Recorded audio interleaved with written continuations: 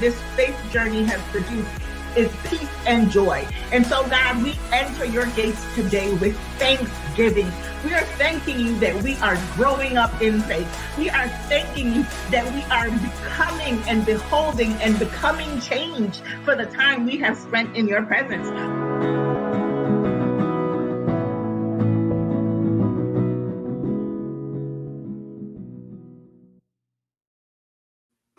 Hello, hello, hello. Good afternoon, beautiful people. How are you doing? Hello, hello, hello. Oop, I think I got them mixed up. It's okay. It's still not doing what I want it to do, y'all. Anyway, good afternoon, beautiful people. How are you doing? My name is Leonore Jones, and I have the awesome privilege of being the proprietress of a wonderful kingdom enterprise called Legacy Builders. I would tell you what we do, but ever so often I get the understanding, the sense, let's call it, that is not like the moment, and I don't feel like this is the moment. I would just ask that you scroll your fingers across the keyboard and you go over to www.legacybuilders.com. It's here twice. You see, I got it to pop up. It's also here at the bottom right of your screen, my right, probably your left if you're looking at it. And you can go there and you can learn more about who I am and what I do. I also need to tell you that the global gathering is quickly approaching. When I say quick, I mean absolutely swift. I am shocked, truly shocked at like how fast this is going, especially since it came as a surprise to me. It came as a surprise to me. So I don't know what else to do. Like it's just like it caught me off guard. So I can only imagine how you feel. And I just want you to know the clock is ticking. It is running down. Particularly for those of you who want to take advantage of the payment plan. The payment plan goes away at the end of October, on October 27th, to be specific. And so I am telling you now, if your intent was to buy a ticket, you want to go ahead and take care of that ASAP, because after this, there will be no payment plan. That entire section on the website will disappear and it will only be pay in full. I will also today, as you know, is Wednesday, and every other Wednesday, I have the privilege of introducing a new speaker to you. I will be doing that at the end of this broadcast, and then, of course, on all social media. So you will reveal the name of the person who will be covering the topic, honoring seasons. Y'all, and when I tell you she is amazing at this and amazing at this topic, oh my gosh, I have had some interactions with her as recent as yesterday that just blew my mind about what we know and what we don't know and how we can better honor our seasons. So with that said, I want to go ahead and get rid of this. And then we want to go on and talk about today's topic. Now, I want you to know that this is probably going to be one of our shorter broadcasts simply because of the topic. And this is one of those moments where I feel like I say what I need to say, which I am praying that it's not a long situation. And then, but more than saying what needs to be said, I give the directive and then I give you the opportunity to engage on your own. So that we are talking about quiet time today. And I think that's probably a weird topic. And you're like, quiet time? Like, what? And I can't even say I picked it. Here's what happened. I feel I'll give you my testimony. Let's start there. I think that's the best approach. So personally, I know when I have missed my quiet time or my connection time with God. For me, it's early morning. If it is now, midday, and I have not sat intentionally in the quiet. And it's not like, and to be clear, I am one of those people who, like, I'm very almost systematic. So like the first thing I do when I reach my phone, and what I've trained myself to do, is open the Bible app first. So I'm going to go in there, I'm going to read whatever Bible plans I'm subscribed to, I'm going to knock those out, and I may or may not, once I knock the plans out, and it's generally more than one plan, I have different groups that I'm a part of that we're doing plans together, I'll knock those things out. And then, depending on how I feel in the moment, excuse me, I will read the Bible in the Bible app. That doesn't happen as often, excuse me, as it used to anymore. Instead, what I find myself doing is I actually have it's a paperback version of the Bible that I'm reading. I have my real hardcover, study Bible, but right now I find myself reading this paperback translation from the Bible. Oh my gosh. But I find myself reading that more. Now, I also have like an actual book, a journal, devotion that I'm writing in. But what I'm telling you is, it is possible for me to read the Bible plan, read the actual Bible, write in the devotional sometimes, and still not feel like I got what I needed or that I heard from God for the day. Because and I'm saying that because what I want, and why I'm talking about quiet time, is that reading about someone and even talking at someone is not the same as spending time with and building intimacy with someone. And I want to talk about quiet time from the perspective of intentionally sitting in the quiet, in the presence of God, and allowing and having whatever encounter you have. It is so meaningful that it fuels and directs your day. And I don't think we talk about this enough. And so, like, I think about, and again, this is a person who, again, my default is I'm going to read a devotional today. Like, I'm that person who has, my streak is hundreds, thousands days long in the Bible app. And even if I break a streak, it's not like, oh, I'm going months. No, like I don't go days without reading the Bible, spending time in prayer. That doesn't happen. And even as those are almost like my default settings, there is a difference in doing those things and actually sitting still in the quiet and getting what you need. More than that, I want you to know that it is possible to do that every day. Because there's some of us who feel like, this time in the quiet, this refreshing of my soul, this, having a word or an encounter with God, that's a a once a week, a couple of times a week. No, I'm pushing back on that idea and telling you it can be every day, multiple times a day.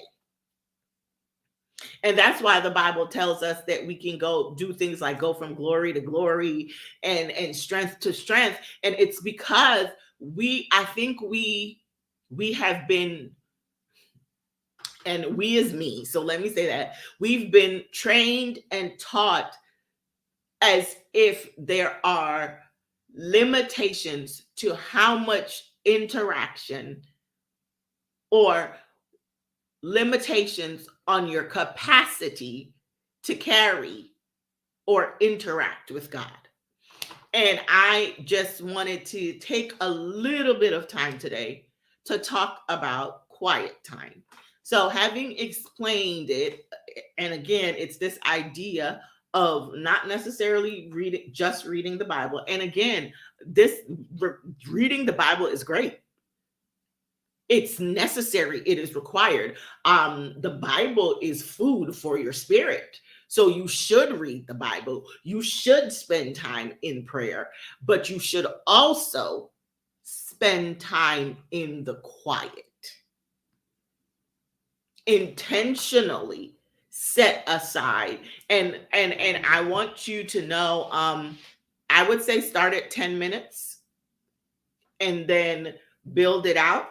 But I just stopped by today to encourage somebody to spend time in the quiet. Why should I spend time in the quiet? It is where you receive refreshing for your soul. I can't tell you anything better than that. It is literally where you receive refreshing for your soul. So your face changes, your personality changes, your perspective changes, all these amazing changes, excuse me.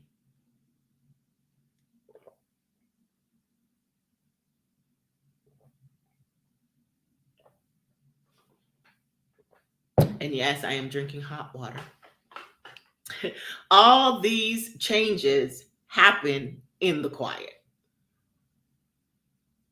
And you're like, okay, I might sit and not talk, but my head isn't quiet. Then I encourage you to do the work of quieting your thoughts. And I'll give you what's this? A strategy for quieting your thoughts, because I love how people like tell you that you need to do something, but they don't tell you how to do it. So for those of you who struggle with like, your thoughts feel like they're all over the place and one thing leads to the next, one thing leads to the next. And so even if you're sitting and you're not talking, your mind is not quiet, so that if God is speaking into the cacophony that is your head, you don't hear him. So here is a tip, a trick. I learned it in life coaching school, but as well as my therapist taught me this one. But it doesn't really matter for me, honestly, just because of the way I structure and my life, that my head is generally quiet. Like I very much can like sit still and think nothing for a good 20 minutes. Anyway, that being said, think of your thoughts as balloons. So one by one, something comes, you visualize, you catch it, and you're dropping the words in the balloon. You're going to tie the balloon and put a string on it, right? And then imagine that balloon floating up to the top of your head and then out and away. And as each thought comes, recognize each thought, acknowledge each thought, and then go through the process of putting the thought in the balloon and then letting it lift. And eventually it's going to lift beyond your head, right? And once it's out of your head, it's gone. And you do that however long that takes until you get to the point where you're going to have, hear me, you should have, and if you don't, it's okay. But you should have a point where there is a thought that you intentionally think. And so you should be able to get to the point where you're like, I want to focus for these 10 minutes on Jesus. And so in your head now, Jesus becomes a thought. And the whole point of having it on a string is that in your head, that is the string of the thought you pull and you hold on to. And so in your head, you are visualizing yourself now. You've let all the other thoughts float away and you're holding on to the balloon with the string attached to Jesus. And you hold on to that. And again, and the practice is you're holding this. Nope, this is the balloon I'm holding. I'm not holding on to anything else for these 5 minutes. Right? I'm not holding on to anything else for these next 5 minutes. And so it's not that other thoughts won't come. It's that you will continue to, oh, nope, I'm going to put you in this balloon and I'm going to let that string float away. And I'm not holding on to that no more. I'm holding on to Jesus. and you hold on to him in that quiet. Again, I said, if this what I'm talking about has you feeling some type of way, start with 5 minutes. But if you've done this before, if you are somehow experienced in this practice, I would tell you aim for 10 minutes just in the quiet and hold on.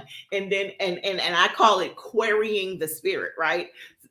I can't, and I don't know why I talk about it like that, but querying the spirit, where it is in those moments, in that quiet, that now, okay, the 5 minutes I have held on to Jesus, and it is all, your entire focus is just on Jesus, right? And it is in those quiet where you start asking your internal, because again, the Holy Spirit lives in us.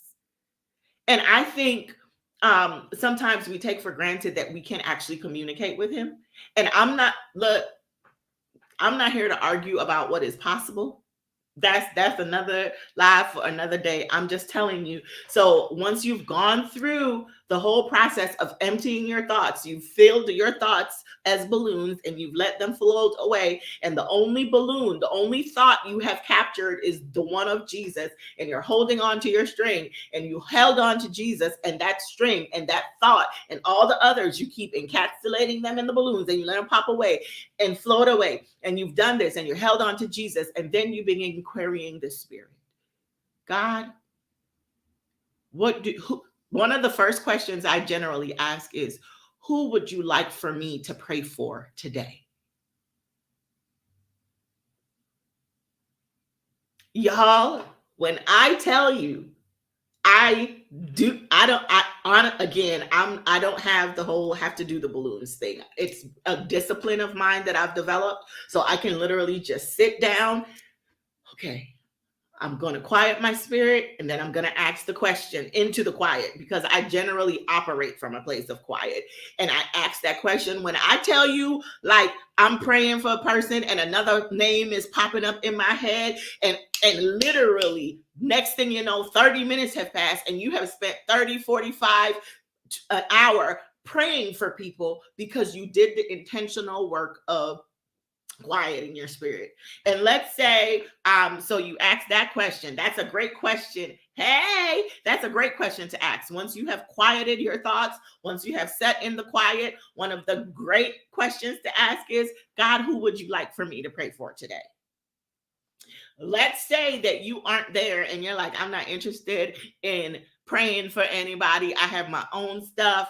I'm going to push back and tell you that it is beautiful to pray for other people. I cannot even describe the blessing, the peace that comes by covering someone else, even when you yourself are going through. That's a whole nother topic for another day. So let's say you're like, all right, you already did the pray for the other people, or you asked God who you wanted to pray for and you didn't get a name. Next great question to ask God in the quiet. What would you have me do today? Because sometimes we say, God, what would you have me do? And we really, he's like, call so-and-so. That means you're supposed to call him today, though. Have the conversation today. Like, what would you have me do today? Make make sure you get to those other things, topics for other days. Thanks. Say more, Michael. Or are you talking about the fact that I'm saying that's another topic for another day and I need to make sure the other day comes? All right, got it. I think that's what you're saying.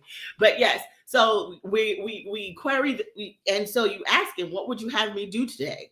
Right? And I encourage you for today because hey, okay, thank you. And I say that, make sure it's today, because what we often God can, if we get in the habit of doing this every day, right? God will have something for you to do every day. And I've already covered this idea that when God asks you to do something, you should obey immediately. So that's why I'm giving you the okay. If you ask who should I pray for, you spend the rest of the time that moment praying for whoever he lays. If he gives you no one, you ask him, what should I do today? Right? That's another question. I'm going to give you one more question that you can think. God, what is your perspective on, you fill in the blank? When I tell you, I have asked God, like, what is your perspective on? And I get an answer. When I tell you, like, I'd be like, really? Because the perspective or the thought that comes is generally so opposite to my own, or so like, I never thought of it that way, but okay, like, he answers. And so what was the entire reason for this broadcast?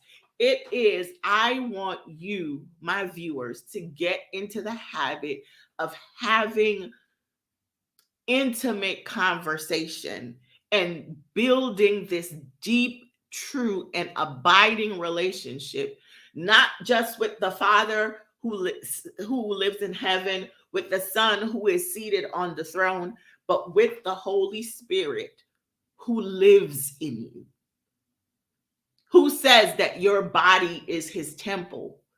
And that when you do what I have described, you get this privilege of having your soul restored. What's it? He restores my soul. He leads me in the path of righteousness. Like that thing that restores your soul. And I'm not saying it can't happen anywhere else, but I am telling you, it happens most frequently and probably easiest in the quiet. And so I just want to encourage you today. And literally, this is all I had to share with you. I wanted to remind you to take some time in the quiet today. I wanted to give you a strategy on how to possibly quiet your thoughts and arrive at quiet. And then I wanted to give you some questions to ask God once you got into the quiet. That is all I came before you to share today, because again, I just know that what you need is, you don't need another sermon. You don't need somebody else to pray for you. You actually don't need that thing that you've been like, you need more of God. You need more time in the quiet. You need more time gazing on God so that you can accurately reflect his image in the earth. You need to avail yourself to more of his power. And in doing so, you will be enabled to do what you didn't think possible. And so I didn't want to burden you with no long list, and I didn't want to make it too theoretical or philosophical. I wanted to give you practical steps and a reminder that because the Psalm 23:1, it says, the Lord is my shepherd, I shall not want. Another translation says that because the Lord is my shepherd, I lack nothing. That means you already have everything you need to be successful. And my premise today, my encouragement today is the treasure you seek is inside you in the quiet. I just want to thank you so much for joining me today. As always, I pray that your latter, as in the latter half of your day, is greater than your beginning. And I ask you to, before I go, I'm supposed to announce. Today, we have an announcement. I have an announcement. Our next speaker, and our next topic that we will be covering over the next 7 to 10 days is honoring seasons. And I am so excited. I'm going to post today our first quote. I'm going to post, our picture about who our speaker is. But her name is Antoinette Daniels. And she is going to talk to us about the topic of honoring seasons. Check my IG, check Facebook, check everywhere, and you will be able to see the beautiful Miss Antoinette Daniels, and she will begin talking and sharing with us about honoring our seasons. Now that I have shared that, I can say bye-bye.